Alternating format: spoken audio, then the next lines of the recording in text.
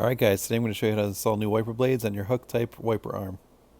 First thing you're going to do is remove the old one. You do this by rotating the arm up, rotating the wiper 90 degrees with a finger on each side, pushing down and releasing the old one.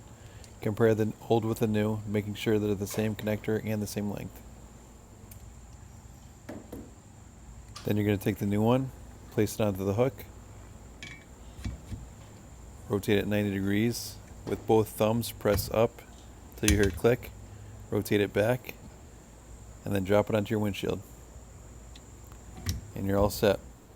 On the other side, you're going to repeat the process. First, you lift the arm, rotate the wiper 90 degrees, pop it off with the two fingers, one on each side. Compare the old with the new. So make sure it has the same connection type.